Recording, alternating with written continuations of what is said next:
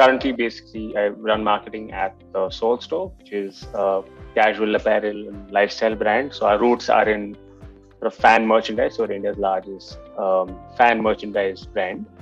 But over the last couple of years and going forward, becoming more and more of a casual apparel brand. So that's what I do now. Before that, for the last 7 years, I was at Unilever in a variety of sort of sales and marketing roles. And I've always wanted to do marketing, also wanted to do consumer marketing, and that's always been a personal interest of mine. And I think my motivation there is essentially the fact that I like having sort of a human being around whom all of my sort of thought process, work, action, etc. is directed. And that is kind of what gives me a kick when I work. So let's jump right in with Sure. the digital first era. Like you said, brand building and storytelling, it has changed and also remained the same. I'd love to hear your thoughts about this. My view on what's changed and what's not changed. Let me start with what's not changed. And I think when it comes to building a brand, I think essentially a brand since brands have existed, the idea of a brand is that it's a trust mark. It essentially helps, I don't want to use the word lazy, but essentially it helps attention-starved consumers make a quick decision on what to sift out and what to pay attention to. I mean, that's the essential purpose that a brand serves, right? It gives you some prominence from the clutter of information. That core essence of why a brand should exist versus why can't everything be a commodity, that has not changed. What that means is, for me, is therefore what a brand needs to do, whether it's the digital age or the radio age or the print age. What the brand needs to do is essentially build memory structures in the consumer's mind. Build basically, and memory structures basically are little things that serve as a shorthand for consumers to quickly remember you and remember you for X, Y, Z, right? And typically the way you build a memory structure is you become well known and famous for something really specific, really well defined.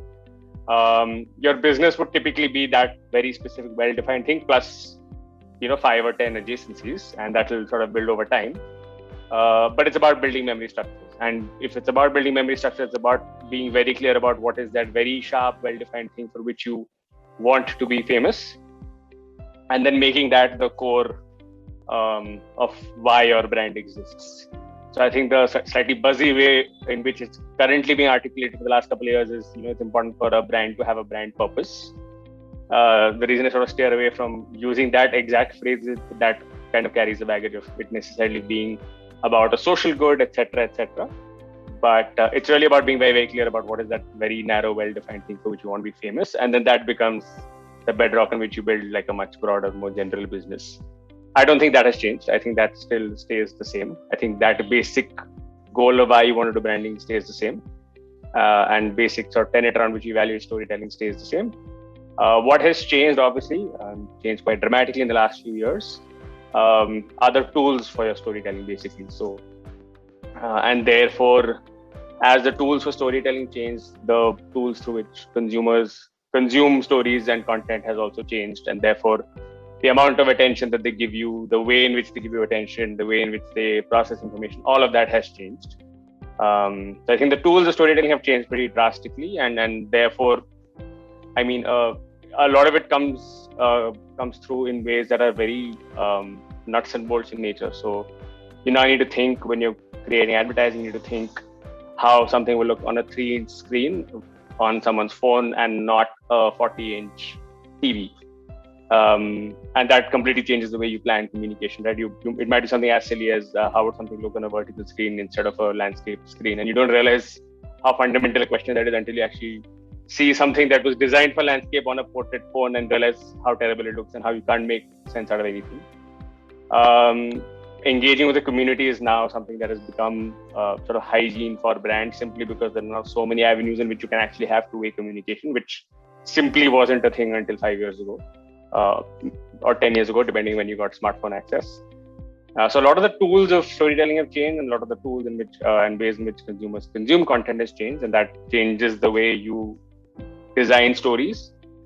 But I think that's what's changed, and that's the sort of rapid adaptation that as marketers we need to do. I'm personally on the front lines of that because I've come from very, very traditional, very TV centric marketing with a little bit of digital thrown in there for a couple of years, to an environment which is essentially completely the opposite, right? Where everything is digital first. And then maybe there's some residual attention given to like old school media. It's interesting that you moved from the more TV and other media experience into digital. What are some of the first things you learned that you think are important for everyone in the space to know? So some of the examples I just mentioned, right? And the reason they came to me so quickly is because you start doing it, you're like, oh, this is, it wouldn't even like just landscape versus portrait as arbitrary an example as that would sound, right? Landscape versus portrait when you're designing a still asset or even a video ad, it wouldn't even be a conversation if you're discussing this running like a large FMCG brand, right? It's assumed that you're planning for something cinematic. And equally, I think in digital, that shift is now happening. I think more and more like creative partners, agencies, brands are starting to realize that. But that would be one example to answer your question. One aha moment for me was, I need to think like vertical and not horizontal. The second was the idea that you have like 3 seconds to capture attention and not 10. So, even in old school advertising, you're like, cool, no one's actually going to pay attention to a 30-second ad, but you have 10 seconds to like be interesting and grab attention. That has like massively compressed. That is now 3 seconds in which you need to grab attention. And that's another aha moment, like just how quickly you need to like stand out and be memorable for a consumer to decide to give you their 4th second of attention. So I think I think these would be the 2 big sort of aha moments. I'm sure there are 100 more if I sort of sit to think about it, but I think these would be 2 big things: attention span and designing for mobile. What are some principles you think people should keep in mind? How would you go about starting telling your brand story, your brand's purpose, like you said? I think traditional storytelling would typically be a slightly slower build-up.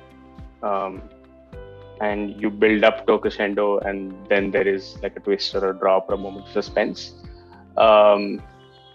In digital, I think storytelling needs to you need to have like a really large hook upfront, which is not how storytelling is traditionally done. So I think storytelling in a digital first environment is about grabbing attention upfront. And honestly, beyond that, if we were to get into like the processes of how that translates into day-to-day work, hand on my heart, it's something I'm discovering and learning as I go along. So I don't think that principle is different from before. So I think even in the pre-digital era, you always had a lot of different touch points. It's just the touch points are different. So you'd have, say, print, TV, radio, in-store, outdoor, etc., and they all needed to have consistency within them. That principle is still the same, I think, in digital, where you need to be consistent in social, in every other format. No. Yeah, but where I think complexity has increased is, I think, in the non-digital world, because all the communication was one way, it was kind of entirely in your hands to be consistent or not, because you crafted all of the storytelling. It was entirely up to you what you decided to be. It was either you doing a good job of being consistent or not. I think where complexity has dramatically increased in the digital space is you need to be consistent across every touch point, super important, but also your consumers are taking part in the storytelling, which is a whole new level of complexity, right? Because you need to engage with them on social media, you need to engage with them in your events, your activations, anything else that you do to engage your community. And that's part of what is getting presented to the outside world, but it's something that you don't fully control. You obviously influence it, but it's not something that you control end to end. And I think that for us for sure is a learning process. For me personally, it's a learning process, right? Just trying to maintain consistency across all of these touch points, but not necessarily having full control to the last, like, crossed T and dotted I. That also brings me to an interesting point you'd mentioned before about how the brand story, the marketing, the storytelling translates over to the customer. Happy to. So interestingly, actually, I think my first experience with this was when I was in my sales role, because in that role you tend to meet retailers, shopkeepers, shoppers a lot more frequently, and I think the learning came away with is that simplicity is essential, and just be very, very clear. Again, be very, very clear about what is that one really narrow thing that you want to be really famous for. Because for all of the different ways in which you communicate to the consumer across various touch points, they will still sort of subconsciously distill all of it into like half a sentence. Like, this is wo wala, this is the XYZ brand. And that XYZ will be this really pithy, very, very abstracted version of all of the communication of yours that they would have digested over time. I think simplicity is super important. Like, be very, very clear about that one thing you want to be like super famous for. And then make sure that that's the point that you're hammering across every touch point. Because then, while you can't control what XYZ is, you have a good chance that the XYZ that the consumer comes away with in their mind is what you want them to come away with in their mind. Which I'm thinking of an example, like with the Zara, it would be about having the runway in your living room, right? I mean, so they can do 100 things, but it will all always converge around that central idea. Or with a Red Bull, it would be about getting that adrenaline rush. So you'll have like 100 different events across sports. You'll have your traditional advertising, but everything they do will converge around this idea of an adrenaline rush, and that then becomes what the brand is known for. So I think that comes from simplicity. Just being very clear, like in your mind, be clear about what that simple one-liner is. That I'm a brand that's about X. Do everything that you would do. Make sure that X is being served in every touch point, and then you have a better than even chance that when a consumer digests everything that you show to them, they will also see it as, oh, this is a brand that has X. What are suggestions you would have for brands to find their X, for brands to figure out that this is what the key purpose for the brand is? What can you do to find X? I think I have a couple of suggestions about not to do. I think the first thing in my head of what not to do is to steer clear of what is buzzy at that point in time. And I think in this rush to kind of find purpose, if you try hard enough, you'll always find some connection between what you're doing and what is sort of in the zeitgeist at that moment, with like 1 or 2 degrees of separation. Like if you put enough thought to it, and you'll kind of rationalize it to yourself that this is kind of why I exist as a brand. So I think one thing I would consciously not do is like ignore what is buzzy at that point in time. The other thing I would do, and this sounds a little counterintuitive, is for a moment also ignore the specific category that you're in and focus more on the benefit you're trying to provide to your consumer, and then peel back the layers there. So this is kind of hard to explain without an example, but basically, if you have a category that's providing a particular benefit to the consumer, you peel back the layers and, okay, why is this benefit important to the consumer? And you'll have some answer there when you talk to consumers. Peel that back by another layer and ask them, okay, but why is that important? And you basically do 5 or 6 rounds of asking these kind of why questions. And then I think you kind of will eventually get close to the root of why you exist as a brand. You start with the superficial benefit you offer, and then peel back the layers one after the other until you feel like you've reached some really universal human truth that you're answering to. As a brand telling a story, right? What makes that story something consumers want to listen to? What are the components of a great story? Starting point of a great story is that it needs to answer to some sort of fundamental human truth. And I think that's true even when you talk about literal storytelling, right? Like movies and stuff. Like I'm forgetting the trope, but there is a trope about how there are basically 6 or 7 types of stories. I think quest, romance, revenge. I'm forgetting what the list is, but it's that basically, right? So I think the starting Like point some of sort of storytelling. basic human need that it's meeting. Yeah, so it needs to be some universal human truth that you're answering for. I think that's the starting point of good storytelling. It then a good story would typically have some sort of moment of tension, and by tension it doesn't necessarily mean like antagonism, like not necessarily conflict, but a moment of tension where there is a sense of expectation that is suddenly subverted or not met, which is like classic comedy suspense thriller, right? So I think there needs to be that sense of expectation built up, which is then suddenly subverted. I think that's maybe the second really important element to good storytelling, which is the classic arc of building something up and then suddenly dropping it. And yeah, honestly, I think these in my head are two big components of good storytelling. How do you work with your personal biases? Because there can be some benefits to having a personal bias about your consumer. Generally, consumer intimacy is super, super important. I think I sort of developed an appreciation for it at my previous job. And I think that's because they're like the folks sort of taking the decisions. Like everybody who worked in the building basically lived a very different life from the consumers that you're designing for. So it was a very conscious process of like keep your own point of view at the door and just like immerse yourself into what the consumer is sharing. It's obviously a little fuzzier here at the Soul Store where I'm part of the TG, where I now have the luxury of also bringing in my own opinion, right? The personal bias that I mentioned, that I can basically be like, I personally like this, don't like this, and therefore I want to do this, don't want to do this.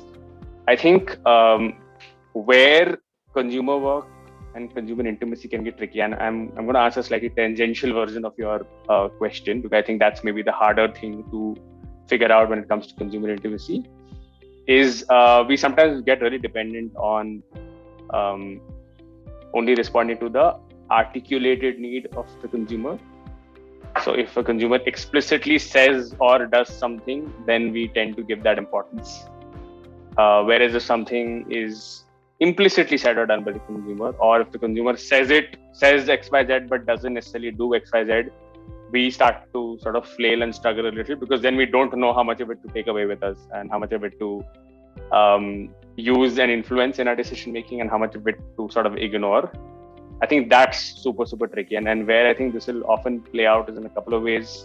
One is, if I take the example of sustainability, right? Like you will hear sort of Gen Z consumers talk about how they really care about sustainability. But when you look at observed behavior, you'll also see that they'll also consistently say shop from brands that are not super sustainable. And it's not because they're being disingenuous. It's probably because there just isn't an offering, like the other factors that are in play. Yeah, there just isn't an offering that's able to answer to the need today, and so and therefore you'll see this dissonance between observed behavior and sort of claimed preference. A cynic would walk away thinking that a consumer is just doing this for posturing; they don't really care. And somebody who's overly optimistic would expect that the moment I call something green, like sales should just immediately go 10x. So yeah, I think the tricky part of personal bias, the tricky part of working with consumers is figuring out what out of the articulated needs is posturing versus actual, and also figuring out what is the unarticulated bit that they're maybe not telling you, but they are showing you. Do you have a few examples, or maybe an example of a brand whose story you really like? There's actually a series of, I'm not sure if they were necessarily part of the same series of ads, but I think they were. But there were a series of ads that Google had basically done. Starting about 8-10 years back till about 3-4 years ago. And essentially it was storytelling around the fact that Google is sort of no longer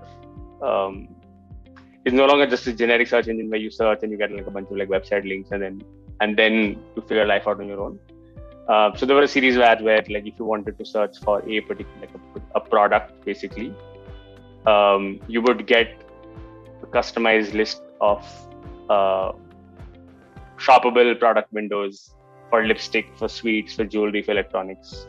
There was, I think the original ad to this is like really old. It's like 8-10 years back. It was a really long ad, but it was really beautiful. It was about, I think, two friends who sort of split during partition, and the granddaughter of one of the friends in Delhi was trying to get them to meet, and essentially her coordinated this whole thing. So they showed her using Google to sort of figure out where does my granddad's friend live in Karachi, then using Google to figure out flight timing, using Google to figure out the weather, etc., etc. And this whole series sort of continued for another 5 or 6 years. And I think where it came from fundamentally was, perhaps I'm speculating here, is I think Google's challenge was in a lot of specific use cases. Google is now getting challenged by vertical players, right? So Zomato would compete with them. Make My Trip would compete with them on their particular piece of the pie, and Google is going to tell you that you don't need to go to these 10 different guys. I will tell you exactly what you need to know in the way that you need to know it. I think that was amazing storytelling. I think it also all held true to just this common idea that Google organizes the world's information, and I think that core for Google has not changed in their entire existence. In the 20 plus years they've been around, the idea that Google exists to organize the world's information has not changed since then. And I thought it was just really beautifully articulated in these series of ads. So I don't know if the example is ringing any bells for the folks who asked the question. But yeah, series of ads that were about like, hey, can I buy lipstick, and can I use Google to figure out where to buy lipstick, and electronics and flight tickets and jewelry and a bunch of different ads.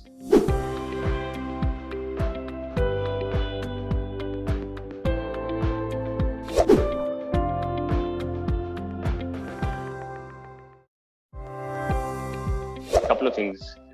It's about figuring out how to basically grab attention every 3 to 5 seconds as opposed to every 10 seconds when it comes to sort of traditional advertising storytelling. It's about grabbing attention at a higher frequency than what you maybe needed to do with TV.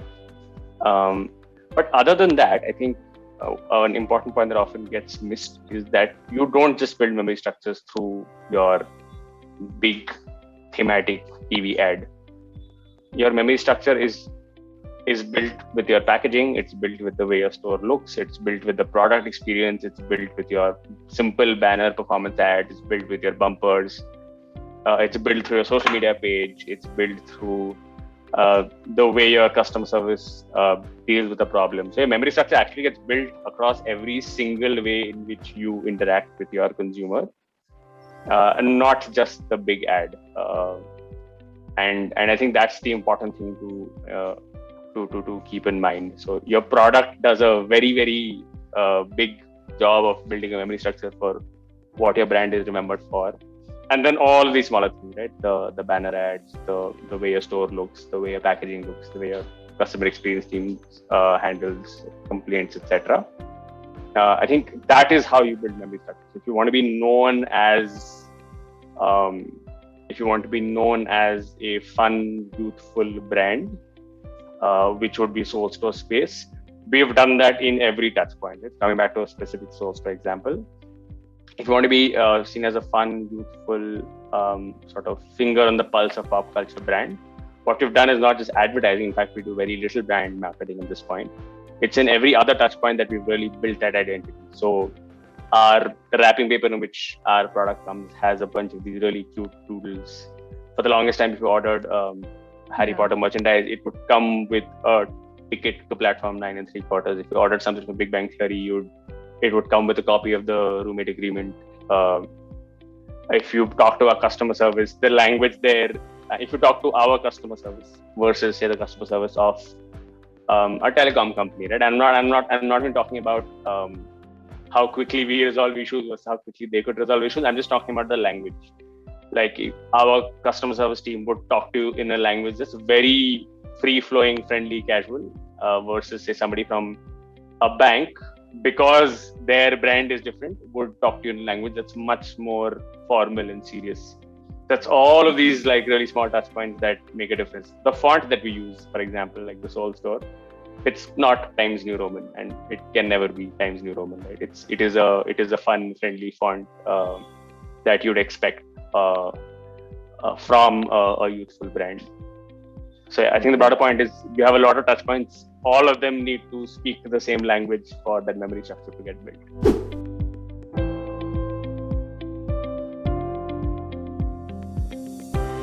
It's something that we figure out as we experiment with more and more personalization. And I think this also speaks to that really difficult balancing act I was mentioning, Rishika, earlier, which is storytelling. Now your consumers are part of it, so you don't control it end to end. So I think a big part of it is sort of psychological. Like you just need to, like I, for example, personally need to be comfortable letting go of certain elements. So I need to be very, very clear what the core is, what is like non-negotiable, that this can't change. Like we need to be youthful, we need to be fun, we need to be friendly, we need to be not self-serious. That can never change. Beyond that, I think we personalize to the consumer, and we then need to just be comfortable with them talking about your brand, them putting content out about your brand, maybe in a way that's not how you would have done it, but is branded nonetheless. And I think so we're working on building our influencer program right now, right? And I think this exact question is the central question of all of our discussions around the influencer program, around like the creator program. Like how much do we want to get involved and be like, nee, do it in this exact way, do it in that exact way, and how much do we just want to tell them that, hey, this is what we stand for. Now you just do know best what your audience appreciates. You do you. It is a tricky journey, but I think the starting point of that, and I can only speak to the starting point because that's where we are at on our journey. I think the starting point is being very, very clear about what the core is that can't change and that's non-negotiable, and then just be flexible on everything else.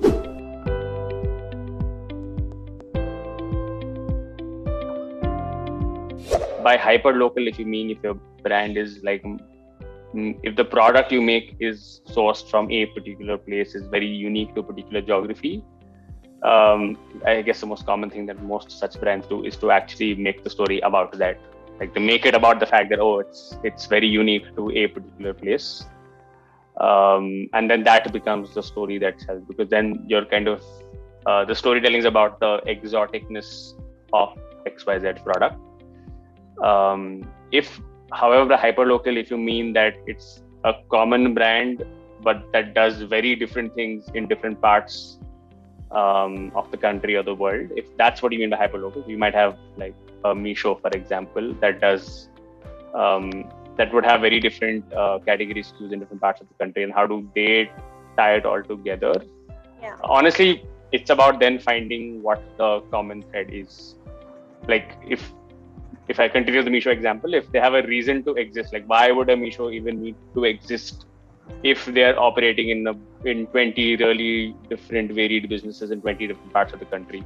It's because they're bringing some common value to the table that a small business owner, that a solopreneur in Chennai relates to as much as a solopreneur in the north.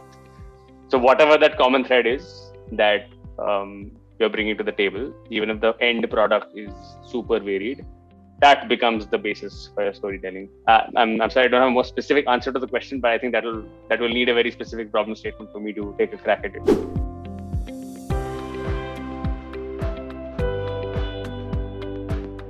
Again, just be very, very clear about why you're in business, like what is it that you're trying to bring to the table, because if that is clear and if that is non-negotiable, then just be flexible about everything else. And that includes the actual product that you sell. Right? So if you're clear about the benefit you're trying to bring to the consumer or the problem you're trying to solve, maybe you realize a few months down the road that the way you're trying to solve the problem is still legit and real. The way you're trying to solve the problem maybe isn't the way to do it, and you pivot. Once you are at some level of stability and you're kind of clear about your product market fit,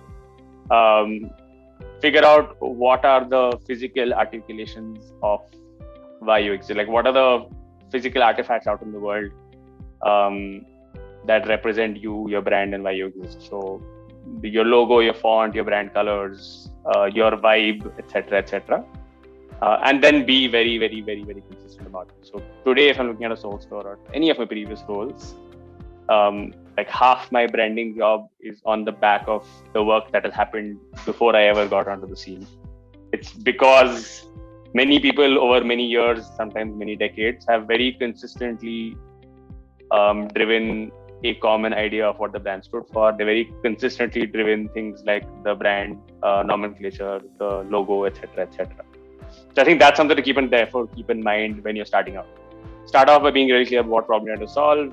Be flexible while you find product market fit, assuming you find it. Work on what the artifacts out in the world would be that people recognize you by, and like the most common thing, as I mentioned, would literally be your brand colors, your logo, your font, etc., etc. And then stick to them, as in like be consistent about using them everywhere, and then that becomes shorthand for people remembering. Because then when people, and it's a classic example, when people hold a glass Coke bottle in the dark, they know that they're holding a bottle of Coca-Cola, because that is sort of timeless almost, right? And sticking to the Coca-Cola example, it's equally true for their font or their brand color. So I think doing that consistently over time then helps the person 10 years later do a better job.